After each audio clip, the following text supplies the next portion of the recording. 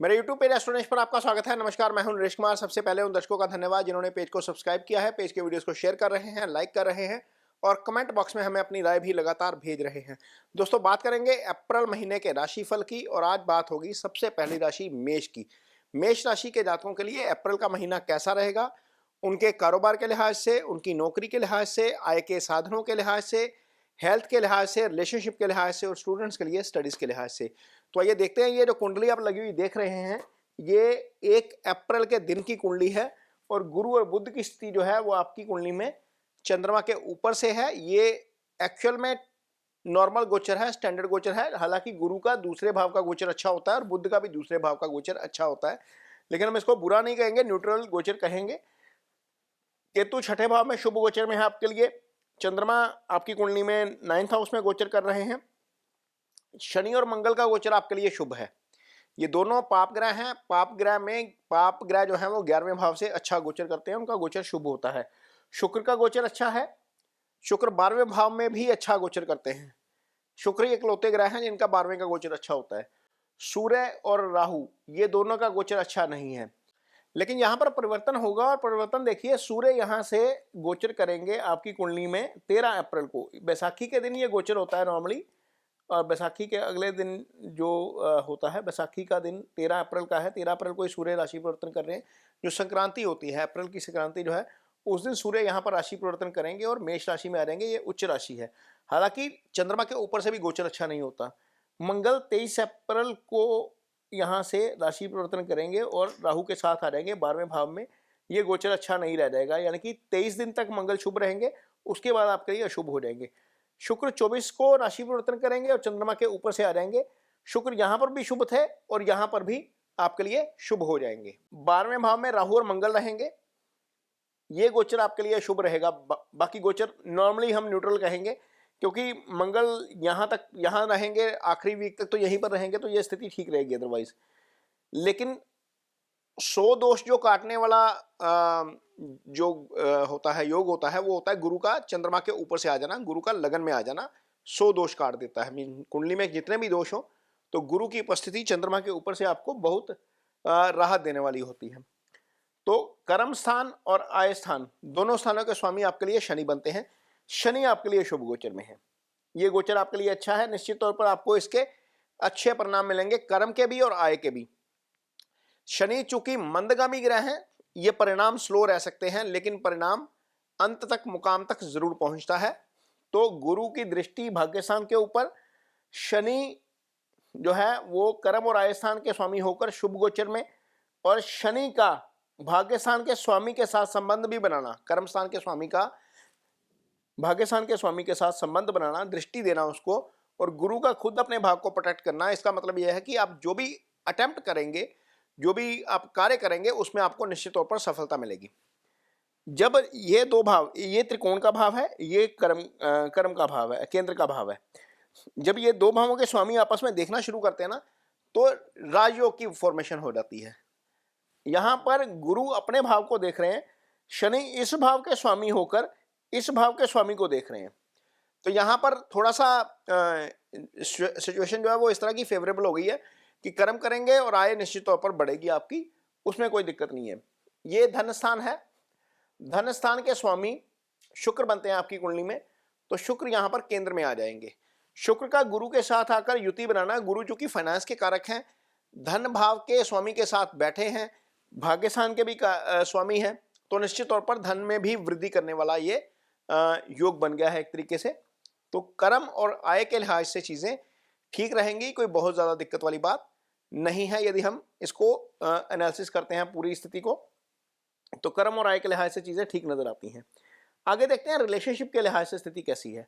तो रिलेशनशिप के लिहाज से चीजें हैं, कुछ ना कुछ गड़बड़ नजर आ रही है थोड़ी बहुत, लेकिन इसके बावजूद वही बात आ गई ना कि गुरु जब लगन में है तो 100 दोषों की जो है वो दोषों को ठीक कर देते हैं। यहां पर सूर्य जैसे ही मकर संक्रांति के दिन यहां पर आएंगे, मकर संक्रांति बोल दिया, सॉरी, यहां पर 13 अप्रैल को यहां पर आएंगे, माघी बोलते हैं इसको पंजाबी में हम। यहां पर आएंगे तो 13 अप्रैल के दिन यहाँ पर आएंगे, यहाँ पर बैसाखी, सॉरी माघी नहीं बैसाखी बोलते हैं। तो यहाँ पर आएंगे सूर्य यहाँ पर उच्च के हो गए हैं। जब सूर्य आपकी कुंडली में उच्च के हो जाते हैं और आपके चंद्रमा के ऊपर से गोचर करते हैं या लगन के ऊपर से गोचर करते हैं, तो आपको एरोगेंस देते हैं, थोड़ी ताकत भी देते हैं, पावर बहुत देते हैं क्योंकि उच्च के हैं, लेकिन एरोगेंस भी देते हैं। तो एरोगेंस में व्यक्ति क्या करता है, नॉर्मली अपना टेम्परामेंट लूज कर जाता है, वहां पर उसके मुंह से कुछ ना कुछ ऐसा निकल जाता है जहां पर उसका नुकसान हो जाता है। मैं ये इसलिए बोल रहा हूं क्योंकि मंगल पहले 23 दिन यहां पर रहेंगे, 1 2 3 4 ये वाणी का भाव है, इधर केतु की दृष्टि यहां पर जा रही है, तो सूर्य यहां पर होंगे, मंगल की दृष्टि और केतु की दृष्टि दूसरे भाव पे है, तो वो कुटुंब का भी भाव होता है, तो निश्चित तौर पर वहां पर कुछ ना कुछ परेशानी हो सकती है। वाइफ की हेल्थ का या अपने हस्बैंड की हेल्थ का जरूर ध्यान रखिए, क्योंकि मंगल जब यहां पर आएंगे तो अष्टम दृष्टि से सप्तम भाव को देखेंगे, यहां पर अष्टम दृष्टि पड़ेगी, सूर्य की भी अष्टम दृष्टि यहां पर है, तो ये दो पाप ग्रहों का सप्तम को देखना एक तरीके से थोड़ा सा परेशान करने वाला हो सकता है। ये मैं ये नहीं कह रहा कि पूरा महीना परेशान करेंगे, सबसे पहले तो यह कि स्थिति 13 अप्रैल के बाद जो है वो थोड़ी सी गड़बड़ हो सकती है, पॉइंट 1। पॉइंट 2, मंगल आगे निकल जाएंगे 23 अप्रैल को, तो 10 दिन ऐसे होंगे जिस दौरान आपका टेम्परामेंट थोड़ा सा बैलेंस नहीं रहेगा। उन 10 दिनों में आपको थोड़ा सा टेम्परामेंट के ऊपर काम करने की जरूरत है ताकि आपका रिएक्शन अवर ना हो जाए। मंगल जैसे ही यहाँ से आगे निकलेंगे, यहाँ से दृष्टि हट जाएगी, सूर्य यहाँ पर आएंगे ही 13 को, तो ये 10 दिन के बीच का समय है, थोड़ा सा 13 से लेकर 23 अप्रैल तक थोड़ा सा अपने पार्टनर के साथ तालमेल बनाने में आपको दिक्कत आ सकती है, वो थोड़ा सा ध्यान रखना पड़ेगा। अदरवाइज जहाँ तक सिंगल्स की बात है, उनके लिए समय निश्चित तौर पर अच्छा आ रहा है। कारण यह है कि एक तो लग्नेश मंगल जो है वो यहाँ पर आकर सप्तम को देखेंगे, एक इसका पॉजिटिव पॉइंट ये है, ताकि क्योंकि लगन की दृष्टि सप्तम के ऊपर आ गई, गुरु की दृष्टि वैसे ही सप्तम के ऊपर है, ये ऑलरेडी एक्टिव हुआ है, गुरु की दृष्टि पंचम के ऊपर भी है, पंचमेश सूर्य गुरु के साथ आकर बैठ गए, तो जिन लोगों की जिंदगी में कोई नहीं है उन लोगों की जिंदगी में कोई ना कोई आ सकता है, यानी कि घर वाले कोई रिश्ता ढूंढ रहे हैं, चाहे वो लड़का है या लड़की है, तो रिश्ता हो सकता है, शादी भी इस अवधि के दौरान हो सकती है, क्योंकि गुरु बुध और शुक्र तीनों ने यह भाव एक्टिव किया हुआ है, और शुक्र तो खुद मैरिज के कारक हैं, गुरु फीमेल्स के लिए हस्बैंड के कारक हैं, और बुध सौम्य ग्रह हैं, सूर्य पंचमेश होकर सीधा देख रहे हैं। ये स्थिति काफी अच्छी है उनके लिए जिनको शादी की दरकार है या जिनके लिए पार्टनर ढूंढा जा रहा है, तो चीजें यहाँ पर ठीक रहेंगी।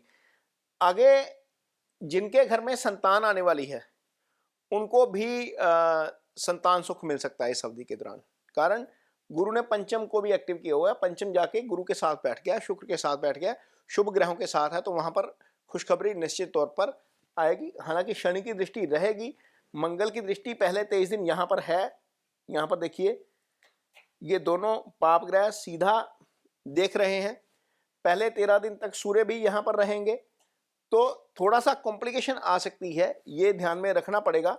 यदि ऐसी कोई स्थिति आती है आपके साथ तो थोड़ा सा सीरियसली गंभीरता से लेना पड़ेगा, क्योंकि दो पाप ग्रहों का सीधा पंचम को देखना, मंगल चूंकि ब्लड के कारक भी हैं, कई बार ब्लड का रिसाव हो जाता है ऐसी स्थिति में, तो थोड़ा सा ध्यान रखना पड़ेगा। कॉम्प्लिकेशन आते ही इसको सीरियसली लीजिए और इसको लाइटली मत लीजिए, ये चीजें थोड़ी सी गड़बड़ हो सकती हैं। अदरवाइज गुरु की ब्लेसिंग काम करेगी। यहाँ पर बहुत सारे जातक हैं जिनके घर में खुशखबरी आने वाली होगी, तो निश्चित तौर पर मेष राशि के जातकों के ऊपर गुरु की कृपा जरूर होगी। आगे देखते हैं हेल्थ के लिहाज से चीजें कैसी हैं, तो हेल्थ के लिहाज से चीजें ठीक रहेंगी।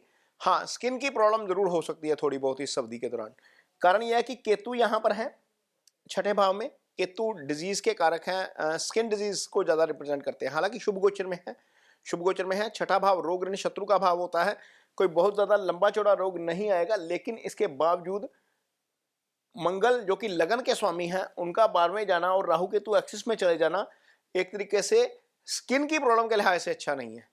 खाने पीने का खास ध्यान रखिए, थोड़ा सा डाइजेशन में भी इशू हो सकता है, लेकिन बहुत ज्यादा लंबी चौड़ी समस्या इसलिए नहीं क्योंकि लगन के जो कारक हैं सूर्य वो लगन में उच्च के हो जाएंगे, गुरु साथ हैं, गुरु की दृष्टि भाग्यस्थान के ऊपर है, यदि कोई समस्या आती भी है तो आप क्विकली उसको हील कर जाएंगे, कोई बहुत ज्यादा दिक्कत नहीं होगी। आगे देखते हैं स्टूडेंट्स के लिए समय कैसा रहेगा, तो स्टूडेंट्स के लिए समय अच्छा है। ये दोनों ग्रह गुरु और बुध दोनों ही एजुकेशन के कारक ग्रह हैं और दोनों ही लगन में आकर बैठे हुए हैं, चंद्रमा के ऊपर से आकर बैठे हैं। निश्चित तौर पर आपका मन जो है वो पढ़ाई में लगेगा। इंटेलिजेंट तो काफ़ी हैं आप वैसे भी, क्योंकि आपकी जो राशि है वो राशि ही ऐसी राशि है जो बहुत फोर्स के साथ काम करती है, बहुत बुद्धि के साथ काम करती है। ये राशि इसलिए भी अच्छी है क्योंकि गुरु यहाँ पर भाग्यस्थान के स्वामी हो जाते हैं। तो जब गुरु भाग्यस्थान के स्वामी हैं तो निश्चित तौर पर विजडम आप में बहुत होती है, इंटेलिजेंट बहुत होते हैं। तो यहाँ पर गुरु और बुध और शुक्र तीनों ही पॉजिटिव ग्रह चंद्रमा के ऊपर से हैं, तो निश्चित तौर पर स्टूडेंट्स के लिए समय काफ़ी अच्छा रहेगा। तो ये मेष राशि के जातकों का राशिफल है अप्रैल के महीने का। ये वीडियो आपको कैसा लगा, इस पर कमेंट बॉक्स में अपनी राय जरूर दीजिए। यदि ये वीडियो अच्छा लगे तो उसे शेयर जरूर करिए, पेज को सब्सक्राइब जरूर करिए। इसके साथ ही मुझे दीजिए इजाजत। नमस्कार।